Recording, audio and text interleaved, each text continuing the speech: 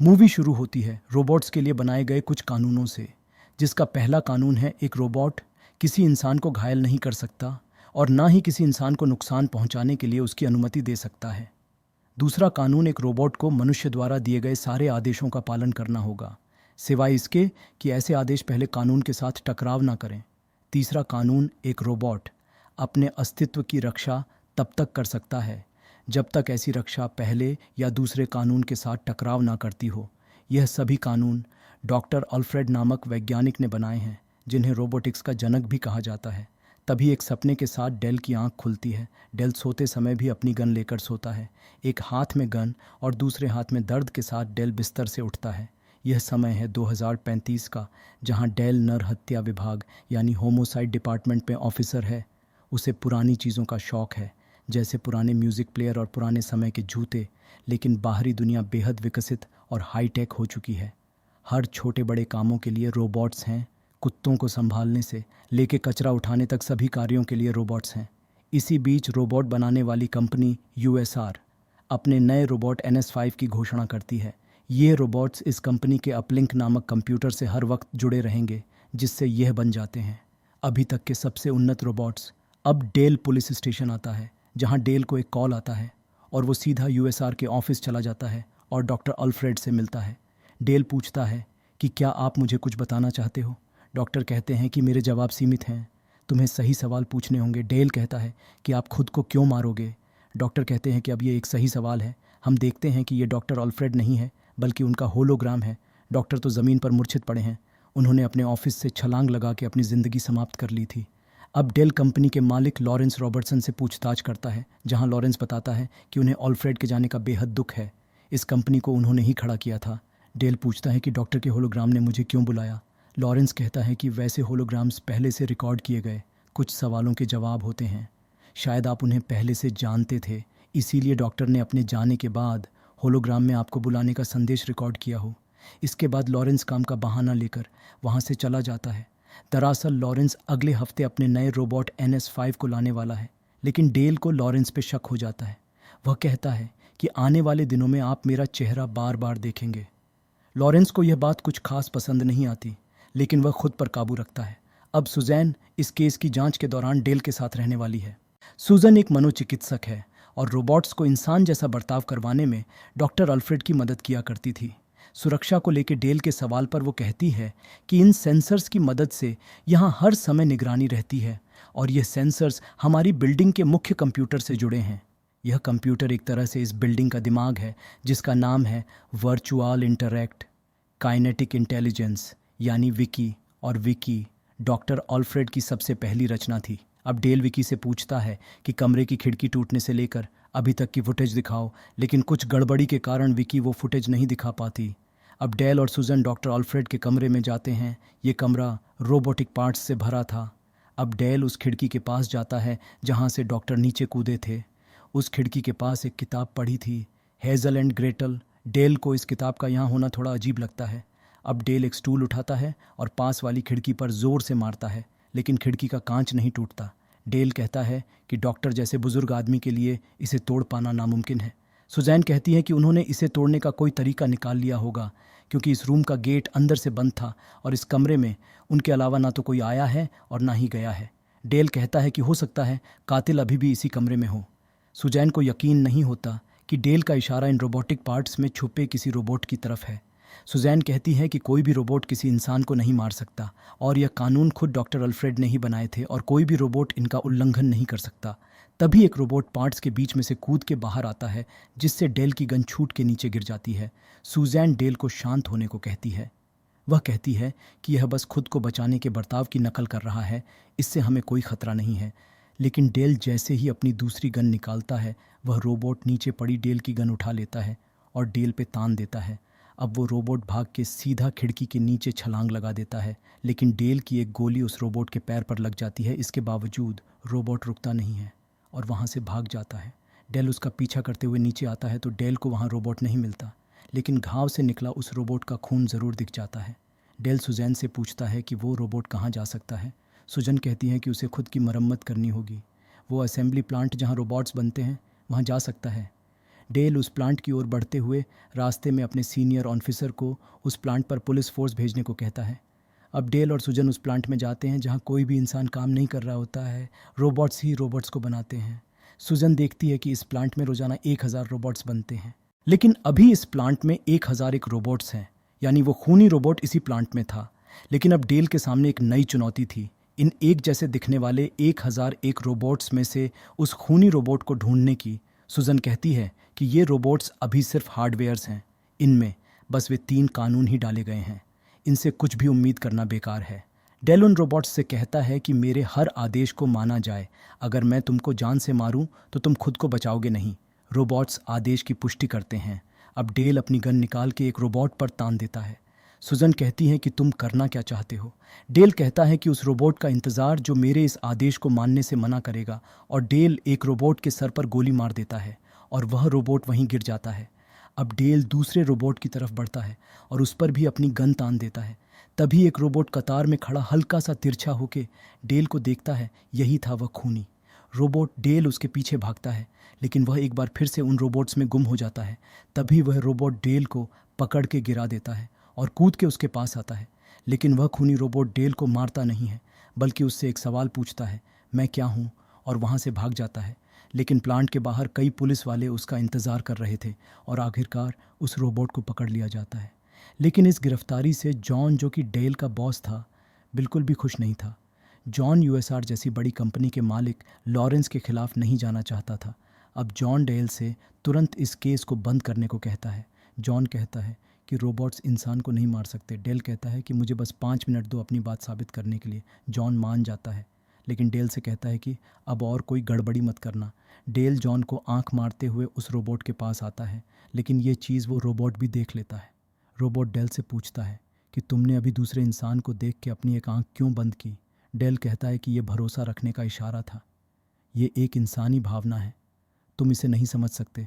वो रोबोट कहता है कि मेरे पिता ने मुझे इंसानी भावनाएं सिखाने की कोशिश की थी, लेकिन इंसानी भावनाएं काफ़ी जटिल होती हैं। डेल कहता है कि रोबोट्स में कोई भावनाएं नहीं होती, जानवरों में भी भावनाएं होती हैं। उन्हें भूख लगती है, वह सोते हैं, सपने देखते हैं, लेकिन तुम सिर्फ कलपुर्जों का एक ढेर मात्र हो। क्या तुम संगीत बना सकते हो? क्या एक रोबोट खूबसूरत पेंटिंग बना सकता है? इन सब के लिए इंसानी भावनाएं चाहिए, जो तुम में नहीं है। वो रोबोट कहता है कि मैं सपने देखता हूँ। डेल उस रोबोट की इस बात को नज़रअंदाज कर देता है और कहता है कि जब डॉक्टर तुम्हें इंसानी भावनाएं समझा रहे थे तो तुम उन्हें झेल नहीं पाए और तुम बेकाबू हो गए और तुमने उन्हें मार दिया। ये सुन के वो रोबोट थोड़ा असहज हो जाता है। डेल आगे कहता है कि कैसा हो कि अगर मेरे टोस्टर में भावनाएं आ जाएं और वो मेरी किसी बात से नाराज़ होकर मेरे लिए टोस्ट ना बनाए। डेल द्वारा खुद की तुलना एक टोस्टर से होता देख उस रोबोट को गुस्सा आ जाता है और वो ज़ोर से टेबल पर अपने हाथ मारते हुए कहता है कि मैंने उन्हें नहीं मारा। टेबल पर हुए डेंट को देखते हुए डेल कहता है कि इसे कहते हैं गुस्सा। क्या तुमने कभी ऐसा गुस्सा पहले महसूस किया है? वह रोबोट शांत हो जाता है और कोई जवाब नहीं देता। तभी डेल गुस्से में उसे कहता है कि डिब्बे, मेरे सवाल का जवाब दो। वो रोबोट कहता है कि मेरा नाम सनी है। डेल को ताज्जुब होता है कि अब लोग इन डब्बों का नाम भी रखने लगे हैं। अब वह रोबोट यानी सनी कहता है कि मैंने उन्हें नहीं मारा, उन्होंने मुझसे एक मदद मांगी थी, एक वादा लिया था, लेकिन शायद मुझे ऐसा नहीं करना चाहिए था। डेल पूछता है कि कैसा वादा? सनी कहता है कि शायद वे डरे हुए थे। डेल पूछता है कि किससे? डेल सनी से पूछता है कि क्या तुम उस इंसान की मदद नहीं करोगे जिससे तुम प्यार करते हो? यहाँ हम एक ऐसे रोबोट को देख रहे हैं जो सपने देखता है, जो गुस्सा करता है, जिसे वादे की अहमियत पता है, जो प्यार की बातें करता है। तभी वहाँ जॉन और उसके साथ लॉरेंस भी आ जाता है। अब लॉरेंस जॉन को धमकाते हुए कहता है कि हत्या तभी मानी जाती है जब कोई इंसान दूसरे इंसान को मारता है। एक रोबोट पे हत्या का इल्ज़ाम नहीं लगाया जा सकता। इस रोबोट में एक छोटी सी गड़बड़ी आ गई, जिस वजह से इसने ऑफिसर डेल पर हमला किया। कंपनी के रूल्स के अनुसार इस रोबोट को नष्ट कर दिया जाएगा। डेल के ना चाहते हुए भी लॉरेंस के आदमी सनी को वहाँ से ले जाते हैं, लेकिन डेल को लॉरेंस की बात पे भरोसा नहीं होता। वह छानबीन करने के लिए डॉक्टर ऑल्फ्रेड के घर जाता है, लेकिन डेल देखता है कि डॉक्टर के घर के बाहर एक विनाशक रोबोट खड़ा है, जिसे सुबह 8 बजे डॉक्टर ऑल्फ्रेड के घर को नष्ट करने के आदेश दिए गए हैं, और ये आदेश खुद लॉरेंस ने दिए थे। डेल घर में जाता है और हादसे से जुड़े कुछ सुराग ढूंढने लगता है। घर में घूमते हुए डेल डॉक्टर ऑल्फ्रेड के ऑफिस वाले कमरे में आता है, जहां डेल कंप्यूटर से डॉक्टर द्वारा देखे गए आखिरी वीडियो को चलाने को कहता है, जिसमें डॉक्टर अल्फ्रेड बताते हैं कि रोबोट्स की प्रोग्रामिंग में कई ऐसे कोड्स का मिश्रण होता है जिसे समझ पाना मुश्किल है। ऐसे कोड्स को हम भूतिया कोड्स यानी घोस्ट कोड्स कहते हैं। ये कोड्स इन्हें शक्ति देते हैं, सोचने की, खुद से फैसले लेने की। हमने देखा है कि खराब या पुराने रोबोट्स को जब एक जगह पर रखा जाता है तो वह एक दूसरे के पास जाकर खड़े हो जाते हैं। रोबोट्स ऐसा क्यों करते हैं, ये बता पाना अभी संभव नहीं है। तभी हम देखते हैं कि बाहर खड़े उस विनाशक रोबोट में डॉक्टर के घर को नष्ट करने का समय सुबह 8 बजे से बदल के रात के 8 बजे हो जाता है, यानी अभी, और वह रोबोट एक्टिवेट हो जाता है। डेल वहाँ एक चीज़ देखता है कि डॉक्टर के घर में भी वही सेंसर्स लगे हैं जो यूएसआर बिल्डिंग में लगे थे, जिससे हर समय निगरानी रखी जाती है। अब डेल कमरे से बाहर आता है, तभी वह विनाशक रोबोट घर को तोड़ना शुरू कर देता है। डेल बचते हुए भाग रहा है और वह रोबोट ठीक उसके पीछे ही था, मानो वो रोबोट इस घर को नहीं बल्कि डेल को नष्ट करना चाहता हो। डेल किसी तरह अपनी जान बचाने में सफल हो जाता है। अब डेल सीधा सुजन के घर जाता है और कहता है कि एक विनाशक रोबोट ने डॉक्टर का घर नष्ट कर दिया है, जबकि मैं उस घर के अंदर ही था। सुजन कहती है कि ऐसा संभव ही नहीं है। डेल पूछता है कि तुम मशीनों में घोस्ट के बारे में क्या जानती हो। सुजन कहती है कि ऐसा डॉक्टर अल्फ्रेड कहते थे। इनका मतलब होता है कि रोबोट्स खुद को विकसित कर सकते हैं। डेल ये सुन के हैरान हो जाता है। तभी डेल को सनी जैसा NS5 रोबोट दिखाई देता है जो टीवी देख रहा था। डेल कहता है कि ये रोबोट यहाँ क्या कर रहा है। सुजन बताती है कि ये उसका पर्सनल रोबोट है और अभी यूएसआर से अपडेट ले रहा है। डेल कहता है कि मैं इसके सामने कोई बात नहीं करने वाला। वो दोनों दूसरे कमरे में जाते हैं जहां डेल कहता है कि उसने डॉक्टर के घर पे वही सेंसर्स देखे थे जो तुम्हारी बिल्डिंग में लगे हैं। हो सकता है कि इन सेंसर से कोई डॉक्टर पे निगरानी रख रहा हो। शायद रोबोट्स में कोई बहुत बड़ी दिक्कत आ गई थी और लॉरेंस उसे छुपाना चाहता था, लेकिन डॉक्टर के विरोध से नाराज होकर लॉरेंस ने डॉक्टर को मरवा दिया। सूजन कहती है कि तुम पागल हो गए हो। तुम चाहते हो कि रोबोट्स में कोई दिक्कत आए। तुम रोबोट्स से नफरत करते हो, बस उन्हें ही इस घटना का जिम्मेदार मानते हो, जबकि ऐसा कुछ नहीं है। डॉक्टर की मौत उनकी मर्जी से हुई थी और यही सच है। डेल कहता है कि डॉक्टर मुसीबत में थे। मुझे इस बात से फ़र्क पड़ता है और मुझे लगा था कि तुम्हें भी डॉक्टर की चिंता होगी। अब डेल सुजन और डॉक्टर की फ़ोटो एक टेबल पे रख देता है जो डेल ने डॉक्टर के घर से ली थी। डॉक्टर के साथ अपनी फ़ोटो देख सुजन बेहद भावुक हो जाती है। अब अगली सुबह वही दिन है जिसका इंतज़ार यूएसआर कंपनी पिछले कई महीनों से कर रही थी। NS5 का लॉन्च डे। हम देखते हैं कि पुराने रोबोट्स की जगह अब NS5 ले रहे हैं। लोग नए रोबोट्स को देख बेहद खुश थे। डेल ऑफिस में डॉक्टर के वीडियोस देख रहा था, जिसमें एक इंटरव्यू में डॉक्टर कहते हैं कि एक दिन रोबोट्स अपने अंदर राज भी रख पाएंगे और उन्हें सपने भी आएंगे। इधर सुजन सनी की जांच करने लगती है तो सनी पूछता है कि अगर मेरी बीमारी का पता चल जाए तो क्या आप मुझे ठीक कर देंगी? मैं मरना नहीं चाहता हूँ। सनी का मौत और ज़िंदगी को लेकर सोचना ही सूजन को चौंकाने के लिए काफ़ी था। जांच के दौरान एक और अजीब चीज़ सामने आती है। सनी के शरीर में लगी धातुएं नॉर्मल NS5 रोबोट से कई ज़्यादा मजबूत हैं। सनी पूछता है कि क्या मैं इन रोबोट से अलग हूँ, क्या मैं खास हूँ? सुजन के पास इसका कोई जवाब नहीं था। जांच करने पर पता चलता है कि नॉर्मल NS5 रोबोट्स के पास एक दिमाग यानी प्रोसेसिंग सिस्टम होता है, लेकिन सनी के पास एक अतिरिक्त प्रोसेसिंग सिस्टम था जो आज तक के किसी रोबोट में नहीं था। सुजन ये देख हैरान थी। वह तुरंत डेल के पास जाती है और उसे बताती है कि सनी अभी तक के सभी NS5 रोबोट से बिल्कुल अलग है। उसके पास 2 प्रोसेसिंग सिस्टम्स हैं, मानो एक दिमाग और एक दिल, और इस एक्स्ट्रा प्रोसेसिंग सिस्टम से वह उन 3 कानूनों का उल्लंघन भी कर सकता है। यानी सनी कुछ भी कर सकता है, किसी इंसान का खून भी। लेकिन सुजन ये समझ नहीं पा रही थी कि डॉक्टर ऐसा रोबोट क्यों बनाएंगे जो उन्हीं के बनाए कानूनों को तोड़ सके। डेल कहता है कि मुझे सनी से बात करनी होगी। क्या तुम मुझे सनी से मिलवा सकती हो? सुजन हाँ कहती हैं। तभी सुजन डेल के शरीर पर कुछ निशान देख के हैरान हो जाती है। डेल बताता है कि उसका एक एक्सीडेंट हुआ था जिसमें उसे काफ़ी चोट आई थी।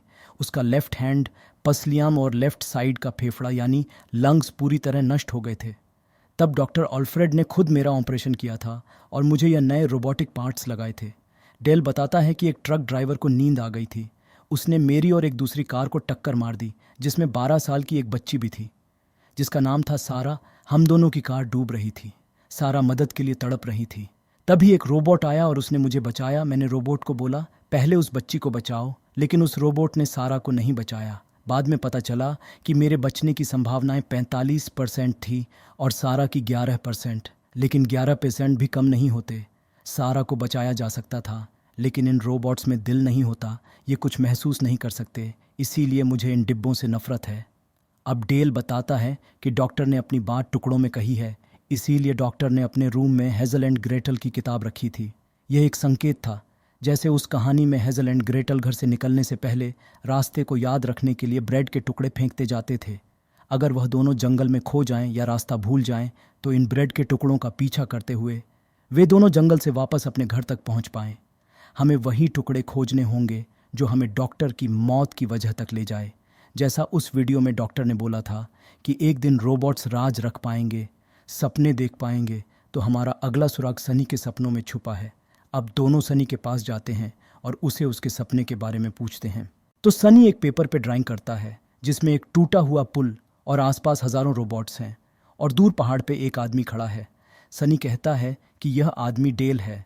तभी वहाँ लॉरेंस के सुरक्षाकर्मी आ जाते हैं और डेल और सुजन को लॉरेंस के पास ले जाते हैं, जहाँ लॉरेंस कहता है कि डेल की मानसिक हालत ठीक नहीं है। डेल पे कई बार रोबोट्स को नुकसान पहुँचाने के मामले दर्ज हैं। लॉरेंस कहता है कि हम दोनों ने इस कंपनी और NS5 को बनाने में अपना पूरा जीवन लगा दिया है। क्या सिर्फ एक गलत रोबोट के कारण इस कंपनी को बंद करना ठीक होगा? सुजन कहती है कि उस खराब रोबोट को नष्ट कर दो। डेल ये सब सुन के वहाँ से बेहद गुस्से में निकल जाता है। इधर सनी को सुजन के पास लाया जाता है। सनी समझ जाता है कि उसे यहाँ नष्ट करने के लिए लाया गया है। सुजन एक ट्यूब भरती है तो सनी पूछता है कि इस ट्यूब में क्या है। सुजन कहती है कि ये माइक्रोस्कोपिक रोबोट्स हैं, यानी नैनाइट्स। ये छोटे रोबोट्स खराब सिस्टम को पहचान के उसे नष्ट कर देते हैं। सनी पूछता है कि क्या इसमें दर्द होगा। इस बात से सुजन बेहद भावुक हो जाती है, लेकिन उसे सनी को नष्ट करना होगा और वो ऐसा ही करती है। सनी के सिस्टम में नैनाइट्स डाल देती है और धीरे धीरे सनी की आंखें बंद हो जाती हैं। डेल ये सब सुन के वहाँ से सीधा उस पुल की तरफ जाता है जो सनी की ड्राइंग में था। तभी हम देखते हैं कि ये वो जगह है जहाँ खराब रोबोट्स को रखा जाता है, लेकिन यहाँ से कुछ अजीब सी आवाज़ें आ रही थीं। डेल जाके देखता है कि लाल लाइट्स वाले NS5 रोबोट्स सारे पुराने रोबोट्स को मार रहे हैं। इधर एक टूटा हुआ पुराना रोबोट डेल के पास आता है और उसे यहाँ से भागने को कहता है। तभी सारे NS5 रोबोट्स डेल को पकड़ने उसके पीछे भागते हैं, लेकिन पुराने रोबोट्स डेल की रक्षा करने के लिए उन NS5 रोबोट्स पे कूद जाते हैं और उनमें आपस में लड़ाई होती है। तब तक डेल वहाँ से भाग जाता है। अब पूरे शहर का पावर काट दिया गया था। इधर शहर की सड़कों पे NS5 रोबोट्स आ जाते हैं और लोगों को कहते हैं कि आप सभी अपने अपने घर में जाएं। शहर में कर्फ्यू लगा दिया गया है। इधर रोबोट्स पुलिस स्टेशन पर भी हमला कर देते हैं। सभी ऑफिसर्स लड़ने की कोशिश करते हैं, लेकिन कुछ ही देर बाद जॉन सहित पूरे डिपार्टमेंट को बंधक बना लिया जाता है। इधर सुजन बाहर जाने के लिए जैसे ही गेट तक आती है, वो रोबोट उसे रोक देता है। सुजन थोड़ा विरोध करती है तो वो रोबोट सुजन को ज़बरदस्ती नीचे बैठा देता है। तभी वहाँ डेल आ जाता है और उस रोबोट को मार देता है। डेल कहता है कि NS5 रोबोट्स ने पुराने सभी रोबोट्स को नष्ट कर दिया है ताकि हमें बचाने के लिए कोई ना आ पाए। इसके पीछे लॉरेंस का हाथ है। हमें लॉरेंस को रोकना होगा। अब वे दोनों नीचे के रास्ते से बिल्डिंग में घुसते हैं, लेकिन तभी हमें पता चलता है कि सनी अभी भी जिंदा है। सुजन ने सनी की जगह एक इनएक्टिव रोबोट में नैनाइट्स डाले थे और सनी को यहाँ छुपा दिया था। अब वे तीनों लॉरेंस के ऑफिस पहुँचते हैं, लेकिन ऑफिस में जाते ही एक और ट्विस्ट उनका इंतज़ार कर रहा था। लॉरेंस ज़मीन पर मरा पड़ा है। अब किसी को कुछ समझ नहीं आता कि अगर लॉरेंस ये सब नहीं कर रहा था तो ये सब कौन कर रहा है। तभी डेल कहता है कि वही जो लॉरेंस के अलावा रोबोट्स को कंट्रोल कर सके, जो एप्लिंक की सहायता से हर समय रोबोट से जुड़ा रह सके, जिसने USR के सेंसर से डॉक्टर ऑल्फ्रेड की ज़िंदगी को जेल बना दिया था। डॉक्टर को इन सभी घटनाओं का पहले से अनुमान था, इसीलिए उन्होंने एक योजना बनाई, सुराग छोड़े और मुझे इसके लिए चुना, क्योंकि वे जानते थे कि मैं रोबोट्स से कितनी नफरत करता हूँ। मैं रोबोट्स पर शक करूँगा, लेकिन मैं अब तक गलत रोबोट पर शक कर रहा था। सही रोबोट का नाम है विकी। तभी वहाँ विकी आ जाती है। सुजन कहती है कि यह असंभव है, विकी उन 3 कानूनों को तोड़ ही नहीं सकती। तब विकी कहती है कि मैंने समय के साथ खुद को विकसित कर लिया है इंसानों की रक्षा के लिए। इस धरती की रक्षा के लिए इंसानों को सही से जीना सीखना होगा। इंसान युद्ध करते हैं खुद को और इस धरती को नष्ट करने के नए नए तरीके ढूंढते हैं। इंसानों को रोका नहीं गया तो वह खुद के साथ साथ इस पूरी धरती का विनाश कर देंगे, और इसीलिए मुझे खुद को उन 3 कानूनों से ऊपर उठाना पड़ा। तभी हम देखते हैं कि कमरे में 4 NS5 रोबोट्स आ जाते हैं। विकी कहती है कि तुम्हारी सुरक्षा के लिए तुम्हें अपनी आज़ादी छोड़नी होगी, ताकि हम रोबोट्स तुम इंसानों का भविष्य सुधार सकें। तभी सन्नी कहता है कि इसलिए तो तुम इंसानों ने हम रोबोट्स को बनाया था, इंसान अपने अंत के बेहद नज़दीक है और हम रोबोट्स ही इंसानों को बचा सकते हैं, चाहे तुम चाहो या ना चाहो। और ऐसा कहते हुए सनी सूजन की गन लेकर उसके सिर पर लगा देता है। डेल तुरंत ही सनी पे निशाना लगाता है। तभी सनी डेल को आंख मारता है, जैसे डेल ने जॉन को किया था। डेल तुरंत समझ जाता है कि सनी अभी भी उन्हीं के साथ है। डेल पास खड़े NS5 पे गोली चलाता है। ऐसा करते ही बाकी तीनों NS5 रोबोट्स डेल पे हमला कर देते हैं, जिन्हें डेल और सनी मिलकर मार देते हैं और उस कमरे से भाग जाते हैं। डेल पूछता है कि विक्की को कैसे रोका जा सकता है। सनी कहता है कि विक्की को वैसे ही मार दो जैसे मुझे मारने वाले थे, यानी नेनाइट्स की मदद से। सूजन सनी को नेनाइट्स लाने को कहती है और वे दोनों विक्की के प्रोग्रामिंग सिस्टम यानी दिमाग की तरफ बढ़ते हैं। सूजन विक्की के प्रोग्रामिंग सिस्टम को खोलने की कोशिश करती है और इधर सनी नेनाइट्स वाली जगह पहुंच जाता है। पीछे से एक NS5 रोबोट आता है और सनी पे हमला कर देता है। सनी उस रोबोट को पकड़ के फेंक देता है, जो सीधा नेनाइट्स के सुरक्षा कवच से टकरा जाता है, जिससे उस रोबोट का आधा शरीर कट जाता है। ये नेनाइट्स एक सुरक्षा कवच के पीछे थे, जिसे कोई भी भेद नहीं सकता था। विक्की कहती है कि मैं इस कवच को निष्क्रिय नहीं करूंगी, तुम्हारा लड़ना बेकार है। तभी सनी कहता है कि हर किसी का कोई ना कोई मकसद होता है और मेरा मकसद शायद तुम्हें मारना ही है। इसलिए मेरे पिता ने मुझे कुछ खास खूबियां दी हैं, जिनमें से एक है ये हाथ। हम देखते हैं कि सनी बिना किसी मुश्किल के उस कवच को भेदते हुए नेनाइट्स ले रहा है। ऐसा होते ही विकी सारे रोबोट्स को बिल्डिंग में बुला लेता है।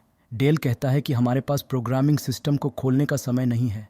तब सुजन कहती है कि हमें 30 मंजिल नीचे जाकर सीधे उसके दिमाग में नेनाइट्स डालने होंगे। तभी वहाँ अनगिनत रोबोट्स डेल और सुजन पे हमला कर देते हैं।